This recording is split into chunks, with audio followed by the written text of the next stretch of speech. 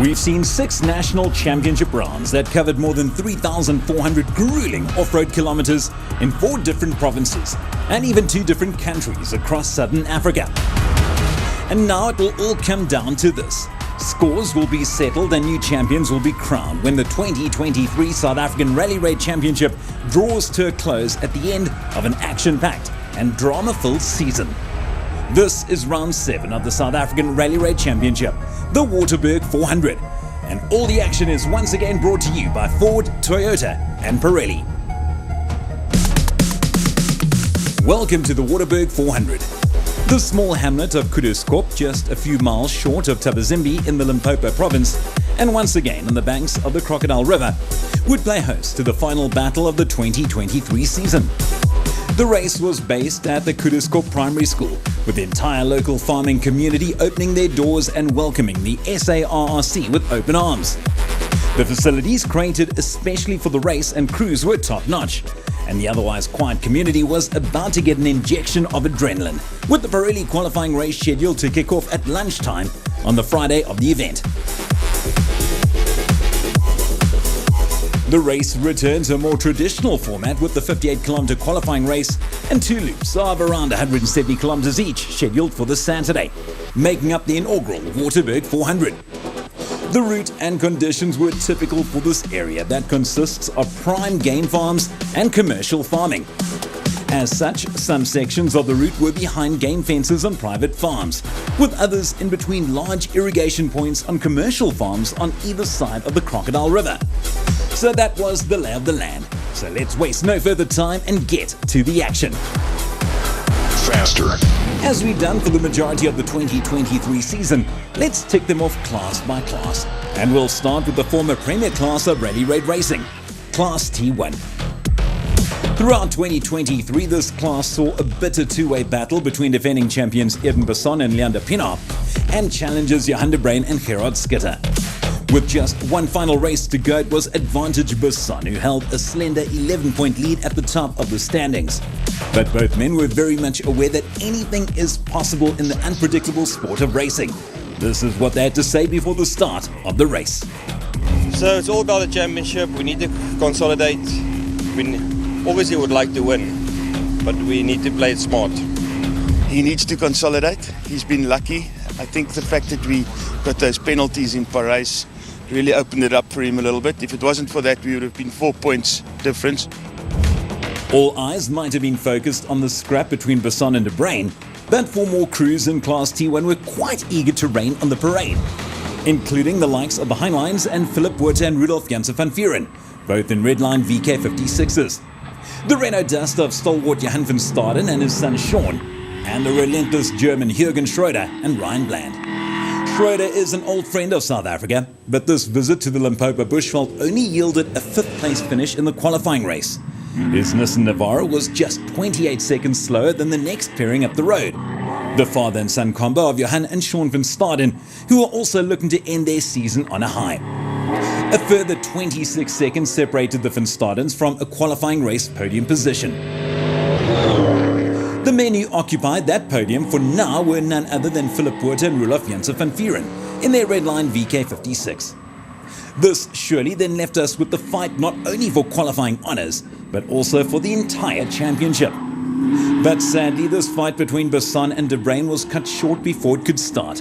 De Bruin and Schutte hit one of the many trees very early on, which overturned the redline Revo. Both occupants were unharmed, but the championship fight was pretty much over. With de Bruin on the sidelines, Gerard and Rudy Heinlein grabbed the opportunity with both hands to complete the qualifying race in a fine 2nd position in class. But the class of the Class T1 field was once again Eben Besson and Leander Pienaar, who did not put a foot wrong in the Team Hilux Rally Raid Hilux to claim pole position by a full minute and 7 seconds. There it is, confirmation of Besson's early advantage over Gerard Heinlein, with Botha rounding out the top 3. Yeah, it was a tough stroke. I must say that first 12 k's or 11 k's in the bush was tight like hell. It was going to be a tough, long and warm weekend in the African bush, with the sun rising early on race day, causing the mercury to quickly rise into the high numbers. It got even hotter inside the race cars, with crews having to negotiate a very tight and narrow mountain section before getting time to catch a breath on the more open farmlands later in the loop. Unfortunately for the German Jürgen Schroeder, his luck ran out with a few issues that cost him valuable time. He was, however, still classified in 6th. The Heinleins showed great promise after qualifying, but they too saw the ugly side of Lady Luck when they were slapped with a 15-minute penalty that dropped them from a potential podium place finish all the way down to 5th. Redlined Motorsports' Philip Buerta and Roelof Janssen van Vuuren were steady as ever, no doubt enjoying their time in the African bush, on their way to a well-deserved 4th place finish from behind the wheel of the VK56. Meanwhile, title hopefuls De Bruyn and Skitter were back in action following the roll from the day before. The Redline Revo was back on its wheels and eating up the kilometers, but the time penalty received for failing to finish the qualifying race the day before meant that 3rd was realistically as high as they could go, which is exactly where they ended the final race of the season, a valiant effort by the Pretoria businessman. And one has to give credit where it's due. And one such place is in the cockpit of the Renault Duster of Johan van Staden and his son Sean. The stalwart did what he does best and brought the Duster safely home for yet another high-point scoring finish. 2nd place was a great way for the veteran to end yet another season. But not as great as the position claimed by Eden Besson and Leander Papies Pienaar. Not only did Besson storm off into the distance to claim a dominant victory in the Waterberg, but with it he succeeded to successfully defend the title that he also won in 2022. A near faultless performance by the man from Komati Poort. And there it is, a comfortable winning margin to go with the 2023 title for Eden Besson and Leander Pienaar. Van Staden claimed 2nd ahead of De Bruyn, who put up a good fight till the bitter end. But in the end, there can only be one winner, and for 2023 it was once again Eden Besson. We had to, manage it all. I think the last loop we took it a bit slowly, but to make sure we get there. But it was an awesome race, and I think there was an awesome year as well. On to Class T, where Pretoria businessmen Skalk Burger and Navi Henk Janssen van Vuuren were the only ones to fly the flag. Burger pretty much had the title all but wrapped up, so the King Price Extreme driver was here to have fun and enjoy his time behind the wheel, which was exactly what he did. The big man had a clean qualifying run on the Friday and lived by his motto of not getting out of the car to attend to problems such as punctures. The route in the Waterberg was a tough one, but Burger managed to achieve his goals and reached the end after a tough day's racing in a very credible 12th place overall. Yes, it was tough. You could see everybody took strain, and you could see the car standing next to the road and concentration going, wheels off, punches. So it's tough. Next up, the open wheel warriors of Class G of the SARC. Coming into the final race of the 2023 season, no less than 3 crews were still in with the chance to claim the Class G title. Winning a title is a tough ask and requires a very specific strategy, depending on each driver's situation. But mostly it means going as fast as possible, but avoiding too much risk at the same time. Jeff Win It in a Minute was the man leading the charge with a slender 9-point advantage over youngster Ian Mostert, with Glenn Turon a further 3 points back. 3 crews and just 1 available title.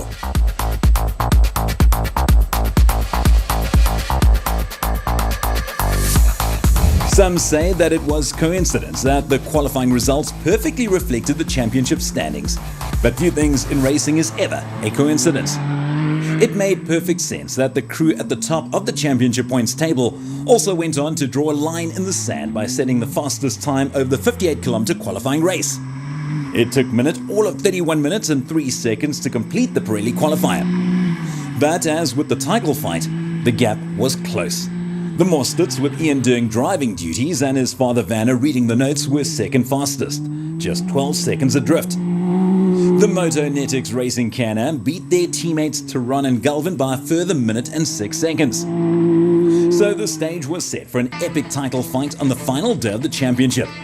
Let's hear from the man at the top of the standings. That prologue was such fun. It was probably the best prologue I've ever done.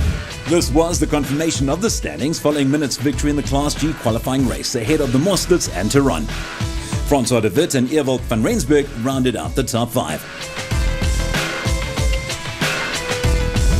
This was it, the day that would decide the outcome of the entire 2023 championship fight. And it would all come down to this, the final 340 kilometers of racing. As the men who set the pace during qualifying, it was up to Minnaert and Berg to open the road for the rest of the Class G warriors. The equation was easy. Everyone else had to try and win the race and hope for the best, while Minnaert had the luxury of controlling his own pace and managing his lead. Behind Minnaert, all hell broke loose when Ewald van Rensburg and Johan Skeppers were forced to throw in the towel and retire from the race, and shortly after the Mostards ran into trouble of their own that caused them to lose valuable minutes and drop them down the order. In the end, it was not meant to be for the youngster who had to settle for fourth. Tyrone and Galvin had to win the race to have any hope of the title, but this too wasn't to be as they crossed the flying finish with the third fastest time. So no title for them either. Francois Neil de Wit wanted to end their season on a high, and they did by claiming a fantastic second position here in the Waterberg. But the race, as with most of the season, belonged to a worthy winner in the form of Jeff Minnaert, with Rodney Mumblesberg reading the notes from inside the hydropower equipment Can-Am Maverick. Minnaert didn't need to win the battle to win the overall war, but did so regardless in yet another faultless performance. What a way to end the season. A 13-minute victory for Minnaert and Berg over the de Wits, with Tyrone and Galvin rounding out the top three and podium spots. And speaking of the podium, what a feeling to be able to spray the bubbly for the last time in 2023, something which Minnaert has done on a number of occasions this year. You know, at 66, to actually finally achieve one it's emotional. It's beautiful. And onto the big wheel and big engine special vehicle category we go. Class A of the special vehicle category has already been wrapped up by Tim Howes and Gary Campbell, who once again had to fight off the challenge from the Lesotho-based brothers Keith and Andrew Makanete. Behind them in Class P, Quinton Lessing and Noel Acton once again made the long journey all the way from East London to come and play in the African bush. But the race started badly for both Lessing and the Makanetes, who both failed to finish the qualifying race, leaving special vehicle champions Tim Howes and Gary Campbell as the only men standing in the category after Friday's proceedings. This Saturday would turn out to be quite different for the special vehicle competitors. Both the Lessing Class P car as well as the Macmobile of the Makanetes were back on the starting line, and this time it was Howes who was forced to retire from the final race of the season following a little mishap in Loop 1. Here's Navi Campbell with the story. On one of the corners we ran it slightly wide into a fence, and the fence hooked up, got the car stuck, we had to get out, cut it all off. Makanete was happy to pick up the slack and take Class A, while Lessing's long trip to the Waterberg was rewarded with the win in Class B. Let's hear from our Class A winners.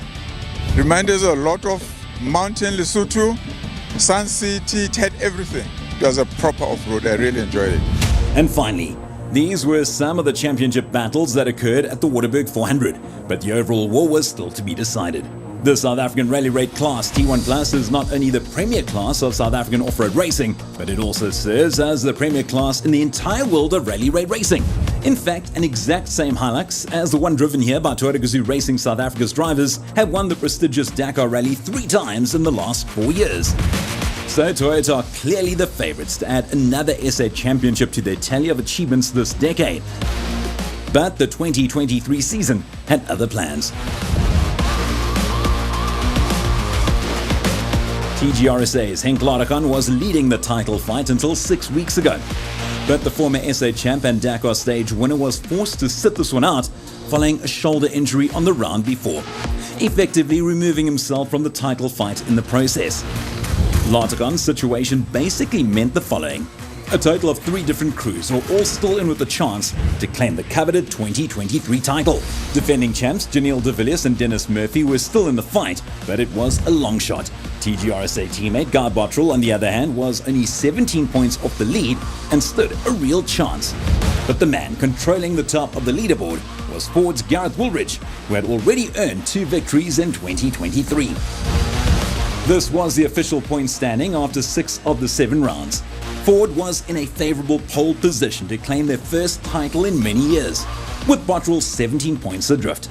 Ladekan would not add any points this weekend, and de Villiers needed a miracle. So it was all building up to an epic battle between Woolridge and Bottrell, Ford versus Toyota. And this is what they had to say. It's quite exciting, new terrain for the whole crew. Everyone's never been here before, so it's quite exciting. We've got a fair lead. I think the pressure is on the Toyota guys more than us.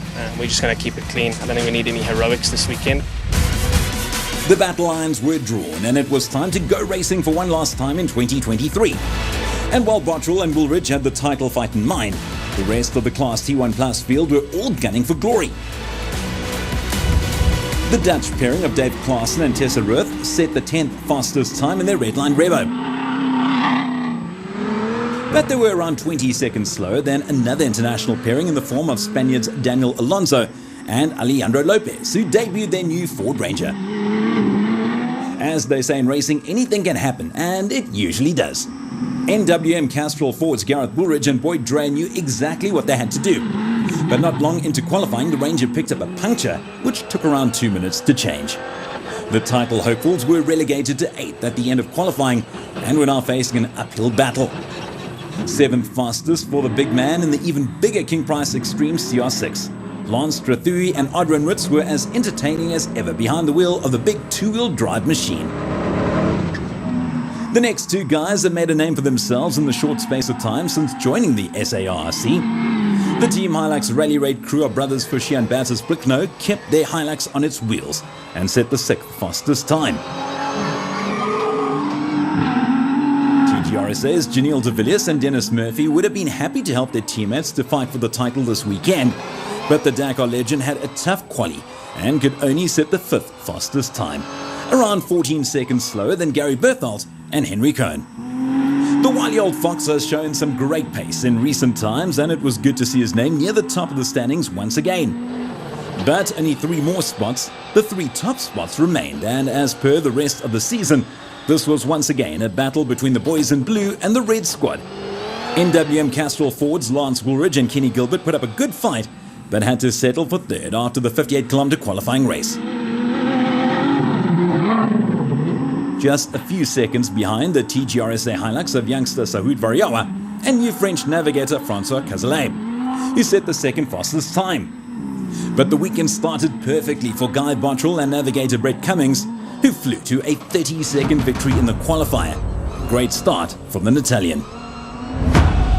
And there's the confirmation of Bottrell's 30-second lead over teammate Variawa and the Ford of Lance Woolridge. Berthold and de Villiers completed the top 5, with championship points leader Gareth Woolridge all the way down in 8th. We caught up with both Bottrell and Woolridge after qualifying. We had a few moments, small little overshoots. I'm still getting used to Brett, but I think it's a good position to be in so far. We were leading till the halfway mark and we got a puncture, unfortunately. So, yeah, we lost about 1.5 minutes, I think, or a little bit less.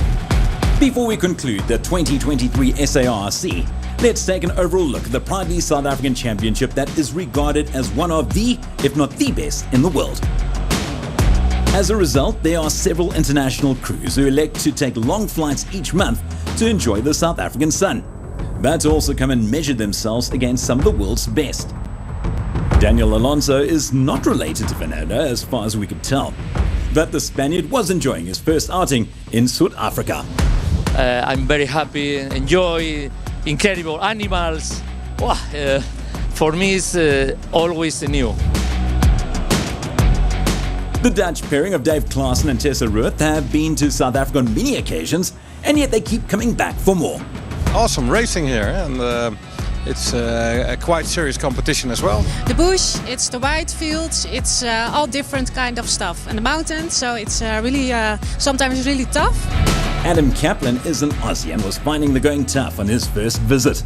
So this has been a challenge, trying to throw this big car around. First time I've ever had a four-wheel drive too, so.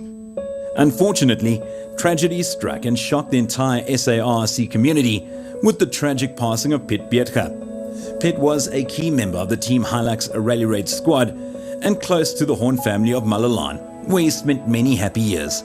But he will be remembered for his passion and dedication in the designated service parks, where he will be sorely missed.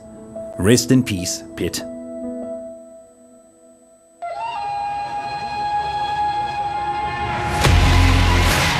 This was it, race day at the Waterberg 400 and the final day in the entire 2023 championship. But more importantly, the day that would see the crowning of a new champion. The top 10 qualifiers got to choose their starting positions for the final day, with de Villiers choosing to open the road, followed by teammate Bottrell. It was clear that strategy would come into play.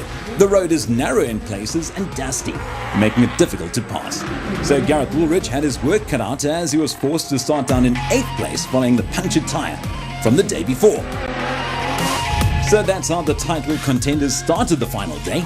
But before we conclude the title fight, let's cast our attention to how the rest of the Class 2-1+ crews finished the Waterberg 400.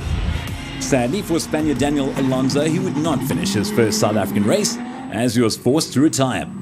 There was a fantastic scrap between Farmers Meat Abattoir's teammates Loet Dupree and Junior Vardy, and Eugene Bierman and Marius Lombard in their pair of CR6 monsters. Dupree and Bierman both upgraded to this class during the course of the year and were both clearly enjoying the big wheel machines with their big engines and big power. In the end, Dupree got the better of his teammates by finishing around 4 minutes ahead of them. A top 10 finish in the South African Championship is quite an achievement, and that's exactly what Aussies Adam Kaplan and Navi Dale Moscat achieved when they drove their Redline Revo T1 Plus to 10th in class on the Waterberg 400 in their first African race encounter. We have a funny feeling the Aussies will be back for more in 2024. And what a gesture from Johan and Van der Horn, who missed the qualifying race the day before. The brothers from Malalan dug deep to tackle the route in honor of their friend Piet Bierka. For once, their race time was not important, but the brothers showed their mettle by reaching the end of the race in what would have been an emotional time inside the Team Hilux Rally Raid Hilux. The Dutch crew of Dave Klaassen and Tessa Ruth is improving with every outing, and an 8th place finish in very competitive company was once again proof of the progress made by the Redline Revo squad during 2023. And speaking of improvement, the Waterberg was only the second outing for the brand new Century Racing CR7 four-wheel drive machine of Brian Baragwanath and Leonard Kramer. The pair lost valuable time early on but showed great potential with the new car that will surely be a force to be reckoned with come the 2024 Dakar and local season. The Blickner brothers from Witbank have built a reputation as a wild duo that are spectacular to watch. But on this occasion, they also demonstrated their raw speed and talent when they managed to keep the Team Hilux Rally Raid car on its wheels like they did here in the Waterberg. They are a force to be reckoned with. They were rewarded with a fine 6th place finish. 6th was almost 5th, was it not for the King Price Extreme CR6 of Lance Trethui and Adrian Roots, who beat the Blickners by a mere 15 seconds after 400 kilometers of racing. The big dog is a wily old fox that clearly still enjoys his time behind the wheel as he raced to a 5th place finish. We are now nearing the business end of not only the race but the entire championship. This race contained a number of stories. It had the stalwart Gary Berthold in the mix, but it also contained the title fight between Bottrell and Woolridge and the role that their respective teammates would play. De Villiers and Murphy elected to open the road and clear the way for teammates Bottrell and Cummings. But De Villiers encountered a closed gate and with the time lost pulled over to let Bottrell pass. Shortly after, Bottrell made a wrong turn and handed the lead back to De Villiers in the process. But the Dakar legend played the team game and once again stopped to let Bottrell pass, losing more time in the process. Meanwhile, the Woolridges were doing exactly what they had to do, and that was to keep their noses clean and out of trouble, as the Fords stayed in touch with their Toyota rivals on the overall leaderboard. Meanwhile, Toyota young guns Saoud Varial and French Navi Francois Cazalet were doing a great job in supporting their teammates. But their Hilux encountered a problem with the brakes, causing their youngster to overshoot a corner. The Hilux ended in a ditch, and although both driver and navigator were shaken and stirred, they escaped the incident without serious injury. Back in the DSP, tensions were running high at the halfway mark. And we'll see how it goes. All we can do is drive as fast as we can. That's what I've told the drivers. Yeah, it's very close. It's a hell of a last race, especially in these conditions. It's really, really tough. Yeah, well, obviously we don't want to count our chickens yet, but the boys are doing a great job on the first lap, having a nice clean run and making up some time. It'd be nice if we can bring home the win on the final, but like I said yesterday, we don't need to, so we just need to be careful. Just one more loop remained, the loop that would determine the outcome of the entire championship. And unfortunately for title hopeful Guy Bottrell, the loop was over just as it got started. The engineers discovered a technical problem that cost him around 7 minutes and a few positions, effectively putting an end to his title aspirations. Out on the route, teammate De Villiers was doing his best, but a puncture on the second loop also didn't help his cause, and the man from Stellenbosch was forced to settle for 4th. And through all of this, Rally Raid stalwart Gary Berthold and Henry Cohen kept their noses clean in a good run through the Waterberg bush. The old fox has done way more than 100 races in his long and successful career. And after being both fast and consistent, he can now add a podium finish of the Waterberg 400 to his list of achievements. With the Toyota Challenge fading towards the latter part of the race, it was all up to NWM Castrol Ford brothers Gareth and Lance to control the race, and with it the championship. You've heard the equations before of how Gareth only needed a good finish to be crowned champion, and a good finish is exactly what he got. It couldn't have been scripted any better for the Woolridges, with Gareth and Navi Boy Dreyer crossing the finish line to take an emphatic victory and claim the title of South African champions in the same process. What made it even more special is that brother Lance and Navi Kenny Gilbert crossed the finish line in a fine second position, the second time this season that Ford claimed a 1-2 after also achieving the same result at the desert race earlier this season. It was all over. Gareth Woolridge and Boyd Dreyer are the 2023 SA Rally Raid champions. Here's the final standings, with the name Woolridge occupying the top 2 steps, followed by Berthold. De Villiers just missed out on a podium, and Trothui rounded out the top 5. And this was it, the final spread, the winners bubbly from the podium, and what a moment for the entire Ford team, with Gareth Woolridge claiming his first ever driver's title. Yeah, glad to be able to bring it home for the team. It means a hell of a lot. It's the first time for Ford to win a title in 17 years, so it's a big deal for everybody. And that was that for the 2023 SA Rally Raid Championship. All the action was proudly brought to you by Ford, Pirelli and Toyota. We'll see you when the action returns in 2024 for the next installment in the SARRC.